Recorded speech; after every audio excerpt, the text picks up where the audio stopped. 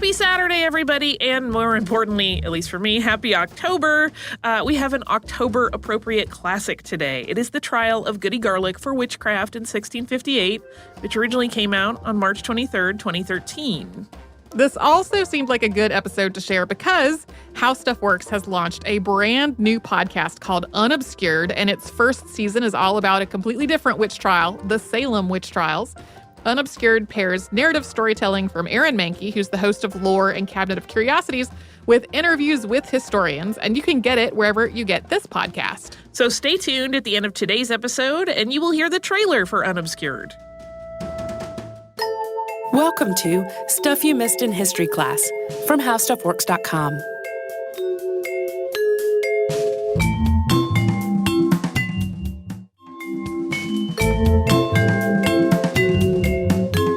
Hello and welcome to the podcast. My name is Holly Fry. And I am Tracy V. Wilson. And it's Women's History Month. It is. And we've talked about some women already this month, but we're going to talk about some more. And one thing I think that always comes to mind for people when they are thinking about women's history or women in history, is the Salem witch trials. Yes. Which are fascinating and a very rich tapestry of things to explore. But we're actually going to turn back the clock a few decades to a witch trial that happened before the really big onslaught of the Salem witch trials, and it happened in East Hampton. Right, not in quite the New England area that people associate with witch hunts and that sort of vindictive implementation of things. But it was sort of at the early stage. There were other witch trials happening then. This is in the late 1650s, but as you'll see in this story, not as much of a clear, how to handle it mentality as there was by the time things really got rolling in the witch trial arena. Right. When the witch trials really were underway in Massachusetts, there was a lot of hanging going on. Yes. And this, fortunately, to spoil the ending, does not quite go in that direction. Exactly. There are somewhat surprising results in this one. And what we're talking about is Goody Garlick, who is a woman that lived in East Hampton. And this whole story starts in the spring of 1657 or 1658, depending on which calendar you're using. If you go by the Julian calendar, it would have been 57. The Gregorian calendar, it would have been 58, because the British did not switch over to the Gregorian calendar until the mid-1700s. And in the Julian calendar, March 25th was the new year. So these events happened prior to that. So you'll sometimes see them listed as 57 and sometimes as 58. It's just depending on where the source material... Which calendar calendar they went by. So George Dewan wrote a really great piece for the New York Archives talking about this particular incident, but also he kind of characterizes the times, particularly in East Hampton, as it being a very gossipy, whispery, innuendo-laden society. Yes, put it into context. It was a tiny, tiny community. There were 34 families living in East Hampton at the time. They were relatively isolated. The community was only about 10 years old. Still trying to get a foothold, really, and establish themselves as a community, which had led to the unfortunate side effect of it also being very backbitey and gossipy, and people being angry at their neighbors for one thing or another. Exactly. And if you look at the town records for this time, one, you can get really lost because they just were so wonderfully meticulous about notating everything that was happening. But you'll see that there was a lot of discord among the citizens, and they often played out in the way of official complaints. It had set up this sort of structure where you could go and complain that you were shafted and did not get the right amount of corn that you had been promised, or, that this piece of land that was in dispute, they would officially complain so that was all on record. And they really were very detailed about, including all of these arguments over property, money, legal claims as part of the town history. Right. I sort of imagine it as like a long ago version of today's homeowner associations and all the squabbling that can go on there, with the difference being that normally the homeowners association is not going to put you to death if you were found guilty of not painting your door the right color. We would hope. And so Goody Garlick was the wife of Joshua Garlick. Her name was actually Elizabeth. Goody is actually a term similar to the way we would use Mrs. today. It's short for good wife, and it kind of is a way that was often used to refer to normally married women, the wife of the good wife part being the clue there, who were not particularly high status. It's not necessarily a derogative term, but it was just a very common way to refer to any woman. So as we go through this story, you'll hear a lot of people being referred to as Goody, and that is what that means. Yes. And she was about 50 when this whole event took place. Right. And it all sort of was catalyzed by one tragic event. And it's interesting, and we'll talk about it a little bit more later, that this event actually doesn't always show up in the tellings of the Goody Garlick story. One of the historians in particular that I read a lot of her work around it mentions that she got interested because she had gone on a tour and heard sort of the really glossy version of it. And then she knew it seemed like too sort of easy and packaged. And so she started looking at various historians' accounts of this entire episode and how it played out. And there's really a lot of variety to it. And she draws some interesting conclusions, and we'll link to her research in the show notes about why this particular event that really catalyzed it kind of gets lost. But so it starts out with a young girl by the name of Elizabeth Gardiner Howell. She was married to Arthur Howell, and she was only 16, and she had recently become a mother. She had had a daughter, and in the days following the child's birth, she became quite ill. She, in fact, had a fevered episode in which she cried out, a witch, now you are come to torture me because I spoke 2 or 3 words against you. In the morning you will come fawning." And that all sounds very odd and sort of awkward to the modern ear. Right. But that's actually recorded. It's part of that quote is part of the transcripts from the hearings that eventually happened. So a neighbor saw this happen. Yes, he had come to check on her. She was home alone with the child. He had actually come to speak to her husband, Arthur, but who was out and happened to witness this episode. Yes, so his name was Samuel Parson. He saw this happen and became worried that she was bewitched. Yes. And in the meantime, Elizabeth's mother, Mary Gardiner, who lived very nearby, again, tiny community, so everyone kind of lives very close. It was basically a street with a row of houses on either side. Yes. That's what it boils down to. Yes, and most accounts will sort of mention the elder Gardiner's home as being just across the street, so she was very close.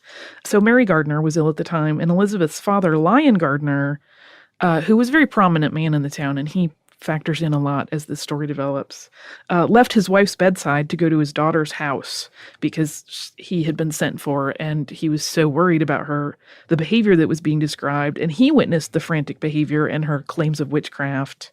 And Elizabeth Gardiner Howell actually claimed to have seen Goody Garlick, her neighbor, and a black figure in her room, which, if you were to hear somebody say that, that would be troubling. Yes. That they are seeing these visions of a person and a specter that the person has brought with them to torment you in a room, that would be troubling. Yes.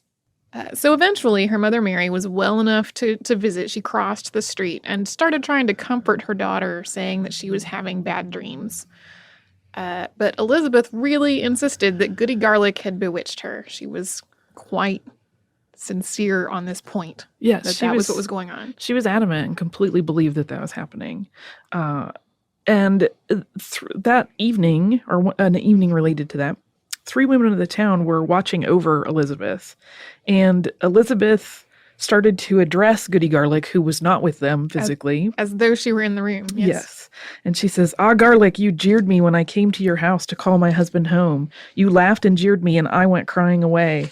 Oh, you are a pretty one. Send for Garlick and his wife. I would tear her in pieces and leave the birds to pick her bones." And she went on, because the women that were there with her, watching over her, questioned this outburst and asked her, why is she saying these things? And she replied to them, "Did you not see her last night stand by my bedside, ready to pull me to pieces? She pricked me with pins, and she brought a black thing to the foot of my bed." So she thought not only was she bringing a black specter into the room, that no one else was seeing, but that she and the specter were actually pricking her with pins. Yes. So slightly troubling again, and very adamant. I mean, she really felt strongly that this was actually happening to her. Right. She later had a coughing fit, which the women who were looking after her tried to calm using oil and sugar, which was an alleged treatment for witchcraft. And at that point, Elizabeth allegedly coughed up a pin. 2 different women witnessed that a pin fell out of her mouth after she had this coughing fit. Yes. And that does come up later on. Again, they testified that they saw this happen. There is no clear, definitive account of how that actually happened. If it happened for real, if it was sleight of hand, if the women were fibbing later on. But there is testimony on the record that they saw this pin come out of her mouth. So that night, Goody Simons stayed the night with Elizabeth. She slept there in the bed with her to watch over her. And at the same time, Arthur Howell, the husband of Elizabeth, another neighbor, William Russell, and the Gardiner's slave, her parents' slave, watched over the sleeping women. And they kept hearing weird sounds throughout the night that were not explained. There was one in a fireplace. There was one that was under the bed, but they could never locate the source of the noise. And Elizabeth would wake up periodically and claim that she was being pricked with pins.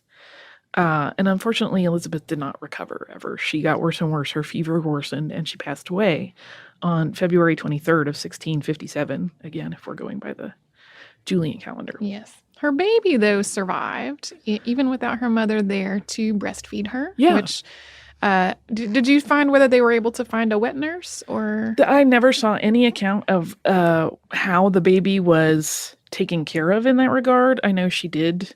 Legally, the documents were quickly drawn up to say that she was staying with her father.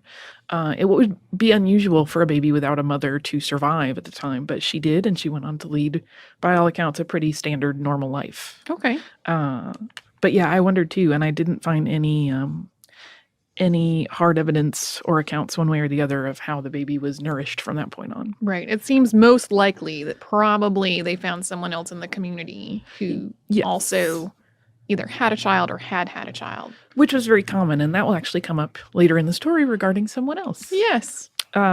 So a hearing was underway pretty much immediately, and by some accounts, the calendar gets a little weird because I did see some that suggest the hearing had actually started even before Elizabeth had passed, but verifying that was a little bit tricky. The dates don't always match up, but it was within a couple days, so it is conceivable that they could have started investigating these allegations since claims were already being made about Goody Garlick being implicated in the illness of Elizabeth.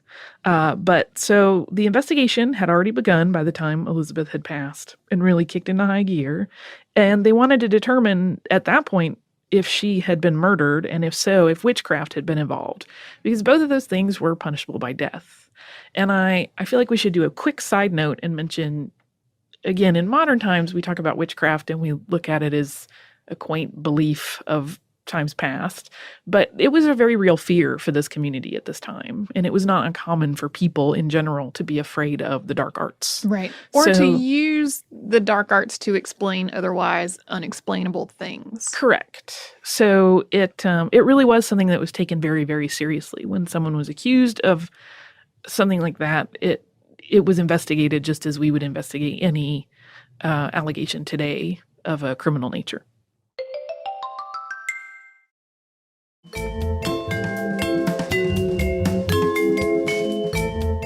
This hearing, though, was interesting because it was the first witchcraft hearing in East Hampton. There had been others in New England already, but East Hampton had never dealt with this subject before on a legal level. And a hearing began, and 3 village justices presided over it. They were John Mulford, John Hand, and Thomas Baker. And there is also some discrepancy about how many witnesses actually testified. Most sources cite 11, but the New York Archives telling of the story does mention 13 witnesses. So just keep that in mind. Just in terms of volume, it seems like 11 is the more accurate, but the archivists are usually very careful with their numbers. So it could just be a matter of someone accounting differently in historical records. And that's a pretty significant portion of the population of the town at that time. Yeah. Either way, you're close to a third, whichever number happens. And according to One text, like I said, there were 11, but most interesting are that 3 people that never testified that were very, very involved. One is Lion Gardiner, the deceased's father. One is Goody Garlick. She never came forward to defend herself. She didn't speak up to do so. I wonder if she was given the option to do so. It seemed like she was, and she just wasn't interested in addressing any of these accusations. And the other is a woman named Goody Davis, who will come up again as we go forward. The only person who wanted to defend Goody Garlick was her husband, which is interesting, that no one would come forward to speak on her behalf, because there are some accounts also that say that she had friends in very high places, which will figure into the lore as we go forward and how this kind of gets absolved later on. But if that were the case, you would think more people would come forward to defend her. But again, dealing with a very fearful subject that was not always easily explainable. So, going into this hearing, they used a 7-point system of criteria for determining the presence of witchcraft. And this list is so intriguing to me because so many of them are really what we've sort of mentioned a couple of times. Is something tragic happens that you can't really explain, witchcraft. Yeah, it's like, is it unexplainable? Yeah, witchcraft. It must be witchcraft. So point 1, for example, when a healthful body shall be suddenly taken without probable reason or apparent natural cause. So basically, when someone dies without an obvious cause, right, it was previously healthy. Right. And Samuel Parsons' testimony of the sudden onset of Elizabeth's illness easily met this requirement. The next one is when the afflicted party, in his fit, tells truly what the witch or other absent parties are doing or saying or the like. So, again, kind of odd, because it's basically at that point, there's no way to verify. Right. They're just saying... It's what someone said. Right. You're taking someone's word for it, who may or may not be ill from fever at that point or some other affliction. And several witnesses had heard Elizabeth mention the black specters being pricked with pins, Goody Garlick being in the room when she wasn't actually there physically for other people to see. So that was met very easily. The third was when there was a supernatural strength such that a strong man or two shall not be able to keep down a child or a weak person upon a bed. Arthur Howell described the ways that Elizabeth would try to strike out at the black figures and how he couldn't hold her in his grasp when she tried to do this. So even though she was very ill, when she was trying to fight back against these specters that she saw, her strength appeared to be more than it should have been considering her physical condition at that point. The fourth one is when the parties shall do strange things or say strange things, and yet when out of their fits know nothing of what they did or said. So there was plenty of strange behavior in all of the witness accounts. But according to one scholar, she makes an interesting point that nevertheless, and I'm quoting at this point, nevertheless, none of the testimony clarifies whether her delirium was punctuated by moments of clarity in which she was unaware of what she had said or done. So we're not sure if that part of the criteria was actually really focused on at that point. Right. But we do know that she definitely had fits. Yes. The fifth point, when a party doth vomit up crooked pins, needles, nails, coal, lead, straw, hair, or the like. Lots of foreign objects in that list. And we had the 2 women who we spoke about previously testifying that they saw a pin fall out of Elizabeth's mouth after she had a coughing fit. The sixth is when the party shall see visibly some apparition, and shortly after some mischief shall befall him. Goody Simons testified about Elizabeth's visions of black things in the room, and her rapid decline in health was already well established since many people had witnessed her going from fairly okay to really, really ill in a very brief period of time. The 7th point was when 2 or more are similarly taken in strange fits. So basically, when more than one person in the community is having the same experience. There were 2 witnesses who backed Goody Simons' claim that she had had fits after seeing specters.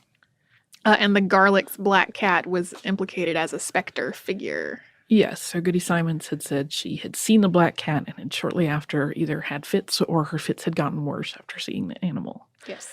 So all 7 of those criteria were met easily during testimony.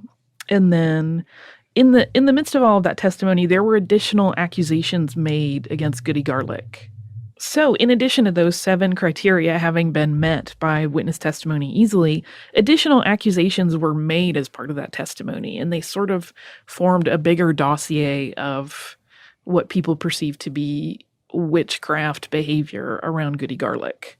It was claimed that she caused 4 other deaths, 1 an unidentified man, 1 a black child, and 2 infants. They said that at one point she poisoned an infant with cursed milk. As we had just mentioned, Goody Simons claimed that she had fits because of Goody Garlick. There was a litter of piglets that died after the sow had a very unusual birth, which was attributed to her. And in one point, an ox had broken its leg suddenly, and her husband, Goody Garlick's husband, Joshua, is also implicated here because he had apparently uttered some threats in a disagreement with Lion Gardiner, who owned the ox and was the father of Elizabeth, who had just died shortly before it happened. So they had had a verbal dispute, and then suddenly the ox's leg was broken. Right. So once witchcraft was established to have been involved, the next section of the hearing is meeting the criteria to prove that the accused was the perpetrator of that witchcraft.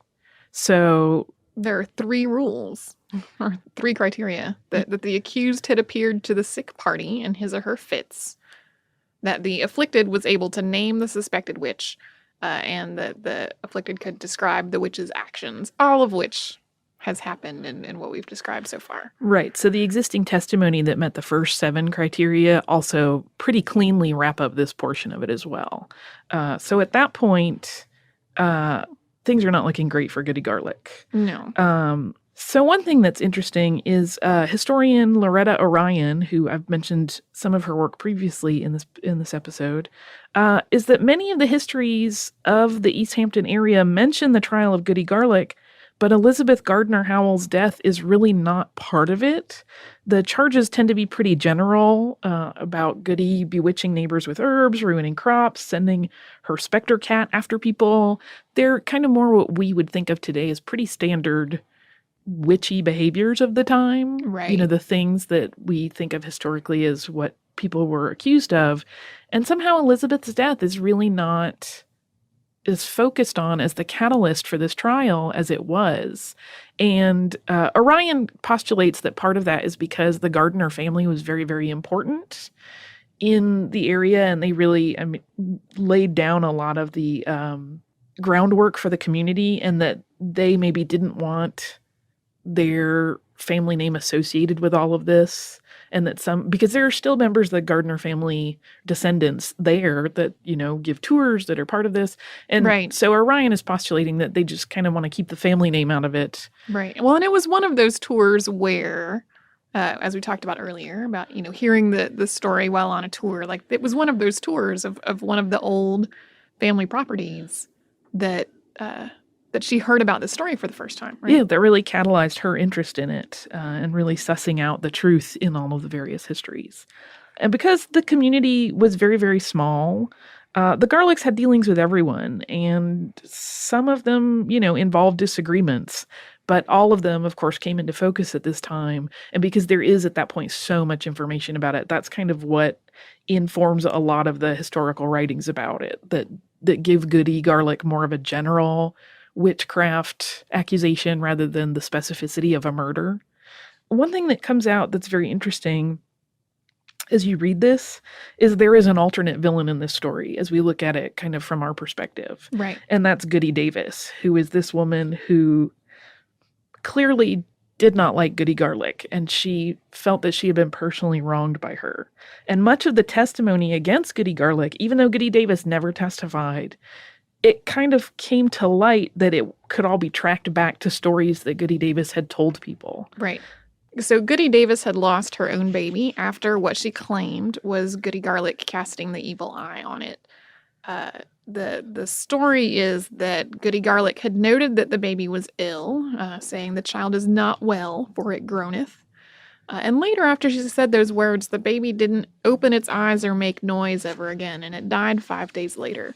And Goody Davis, her point of view was that this was an act of witchcraft or the evil eye from Goody Garlick.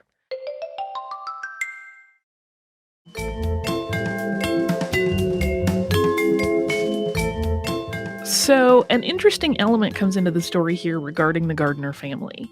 Because allegedly, the day that this testimony came up in the East Hampton hearing involving Goody Davis believing that her child had been cursed by Goody Garlick, servants of Lion Gardiner, a good man Vale and his spouse, claimed to have heard Lion Gardiner say, and remember, this is the father of the girl who has just died, and I quote, Goody Davis had taken an Indian child to nurse for a little wampum and had starved her own child to death. So someone with a pretty serious stake in seeing justice done or vengeance, if he really believed this woman had killed his daughter, was actually speaking out against the women that were accusing Goody Garlick and saying, no, you brought that on yourself. Although, again, he did not officially testify in the trial. These are things that his servants overheard him saying. Right. And they reported back to other people. So it establishes Lion as very even-tempered and being a voice of reason, even in, the depths of grief over losing his daughter. And in some versions of the history, it's even suggested that Lion Gardiner is actually a friend of Goody Garlick and that they have a pretty good relationship and he actually wants to protect her. We do know that Goody Garlick worked for him at one point, but there's no real clear documentation that they were really any more than that, neighbors and friends. I mean, there are even disputes in that long public record that I mentioned earlier between the Garlicks and the Gardiners, but really there are disputes amongst almost every single family. Like you could do all of the possible permutations of family to family amongst the 34 that live there, and each of them have had some argument at some point in time that was documented. So, right. I still keep imagining it as a 17th century condo association and everyone squabbling with everyone all the time. It did appear to have a lot of squabbles. And at this point, there is another interesting development, which is that the case moves on. The judgment is not handed down there in East Hampton. No, they decided to send it to Hartford, which had more experience in dealing with charges like this. There was some trepidation on the parts of the magistrates about ruling in a case that had such serious consequences for the accused, which, considering the lore of witch hunts, is pretty level-headed. Like, when you read transcripts of witch trials and sort of read accounts of towns in which a big witch trial became the central focus, there tended to be a lot of hysteria and a lot of rush to judgment. And this is really like, we need to give this case to someone else who has more experience, considering the ramifications that might come down. Yes, and it does make me wonder if some of that is just based on the fact that it is such a small community and they do all know each other. Like if they have a sense of the level of import of each person in that community, or if they just were that level-headed generally. And we don't know. So Baker and Hand were then dispatched to Connecticut. They were two of the magistrates that had heard the hearing there in East Hampton, and they were bringing Goody Garlick to her trial there in Hampton, or in Hartford, rather. They were also finishing up negotiations to make East Hampton part of the Connecticut colony, so there was a double intent there in their travels. And Lion Gardiner was actually part of the party, but records indicate he did not have any involvement in the Garlick case at that point. He was just there to assist with the Connecticut negotiations. So there's some haziness and some inconsistency at this point. There are accounts that claim that there was no Hartford trial at all, and that Gardiner used his influence to spare the Garlicks from what was likely to happen, which was that Goody Garlick would be executed. But there are also records of the case being heard by Governor John Winthrop Jr. and his 6 other magistrates, as well as a 12-man jury. So we mention that mostly because there really are government documents, government records that indicate that this trial did happen. But again, it goes back to that sort of desire to do very glossy versions of history. There are many accounts that really seem to firmly believe that that trial never happened, which is kind of interesting.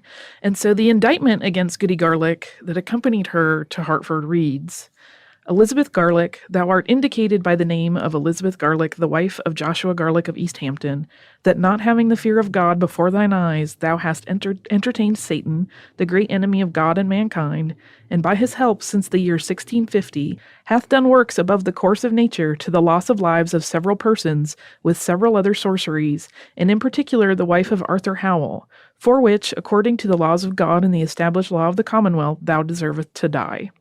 Yeah. So we don't really have a lot of record of what actually transpired in this court.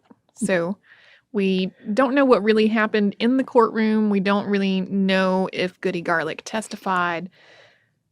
We just know that an event happened at which there was a trial. Yes. There has also never been any record of whether a witch's mark was ever found on her, which was pretty common for women who were jailed as witches to have their bodies searched pretty thoroughly for such a thing. And there's never any record of one of those having been found. We don't know if that ever happened to her, but it was such a common practice that it would have been more unusual if it had not happened for her to have been pretty thoroughly examined.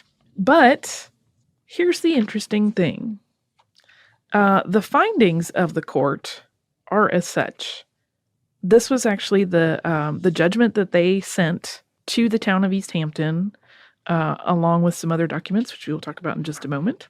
And it reads, "The jury doth not find Elizabeth, the wife of Joshua Garlick, guilty according to the indictment.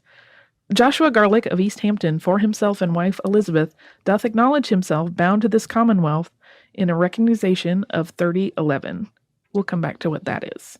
That he and his wife shall carry good behavior to all the members of this jurisdiction until the court at East Hampton in September or October next, and that they will then and there personally appear if he till that time continues his habitation upon the island, but if he shall remove his dwelling to the main within this jurisdiction, then they here shall personally appear at the quarter court in Hartford on the first Thursday of September next." So what that actually means is that Joshua actually had to pay a bond to ensure that his wife would behave going forward. Like, they didn't find her guilty, but they also found her still suspicious. So not guilty, but still suspicious. It's kind of like they have to do parole hearings, even though she was never imprisoned. Well, she was in prison, but jailed she was not found guilty. Right. And that they had to check in with the court either in East Hampton, or if they moved off of that island to the mainland, they would have to go to Hartford from time to time. So yeah, they didn't find her guilty, but also not quite not guilty. But this was a surprisingly conservative approach. There had already been witches tried in Hartford that had been found guilty and had been put to death. So it's very, very interesting that this happened. And the absence of testimony and the accounts of what actually happened at the trial has kind of created this nice little hotbed for speculation. Right. I really wish that we had those. Because many people really wish that we had those. Like, when you look at the criteria and what went on in East Hampton, it seems like, from the point of view of witchcraft trials at the time, to be almost an open and shut case. Yeah, based on the way those generally went down. The deck was definitely stacked against her at that point. So that's one of the reasons kind of this mythology around Lion Gardiner has grown up through the years, is that people have filled in those blanks with him, kind of swooping in almost Deus Ex Machina-like and doing some wonderful thing that spared her at that point. But we don't know. What we do know is that Governor John Winthrop sent a letter to East Hampton along with that verdict, commending the community for their Christian care and prudence, and that's a quote, in examining and handling the case. And he also included in that letter the declaration of acceptance of the town into the Connecticut government. So the two things that were happening at the same time got lumped in one letter together. He also included a bill for the cost of jailing and trying Goody Garlick, which is kind of funny. If you read the letter, he's kind of like, and by the way, find attached, you owe us a little bit of money. Now, in the meantime, Joshua Garlick actually filed a suit for defamation against Goody Davis, who, as we mentioned, a lot of the testimony that came up was tracked back to gossip and rumors she may have started. It is worth noting that defamation suits were pretty common when it came to settling differences at the time. Like I mentioned, all possible permutations of family to family had at some point in time had some disagreement or argument that is recorded in the town records. So it's not completely uncommon, but what's sort of an interesting coda is that Goody Davis actually died shortly after this, like within a couple of weeks. So she was never really brought to any sort of accountability for any of her actions. And I, don't think the defamation suit really went anywhere. No. And it's sort of become a legend now, as many things do. a local legend in which the story that people tell sort of has a kind of glossy finish of what originally happened, but skips over a lot of pertinent details. In the legend-based tellings of the story, Lion Gardiner gives the Garlicks a cottage on his own land for them to live the rest of their lives in. And we know that the Garlicks did return to East Hampton, and they did live out their lives there. But there's a record of one cottage on Gardiner's Island where Goody Simon actually lived, but there is no such record of a Garlick house. However, they did live there in East Hampton, Goody and Joshua, into their 90s. Which is so old for the time. I know. There is a record of Joshua's death, but there's no written account of his wife's passing. So we're not sure exactly when she died. I have seen written that one died at 92 and one died at 94, but I wasn't able to verify that. But most historians agree that they did live into ripe old age and presumably died of natural causes there. So that's the story of Goody Garlick. She's one of the few people who was tried as a witch and sort of lived to tell the tale, although she didn't seem to say much about it. But she did survive it and go on to lead more or less a normal life for the rest of her days.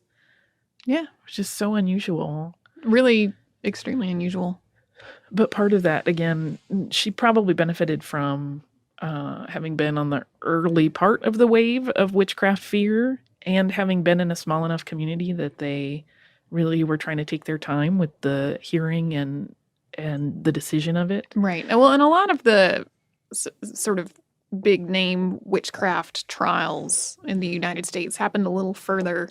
About 35 north. Years later and a little bit north. Yeah. North of there and a little bit later.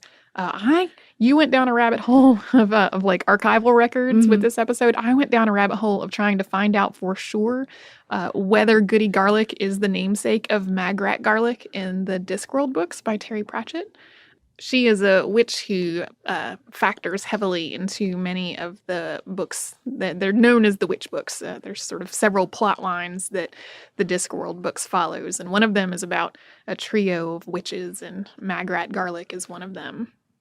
I love her. I would not be surprised if there were some inspiration drawn. Well, and he definitely names a lot of his characters after either historical figures or sort of a lampooning way of coming up with neat names for somebody. Cut Me Own Throat Dibbler is like a shuckster who sells bad stuff, for example. So I went hunting for whether Goody Garlick is the source of Magrat Garlick's name and did not find a clear, authoritative source on that. But I'm going to now believe that she is. And she's a fascinating story. So that is the tale of Goody Garlick and her trial that went much better than most did.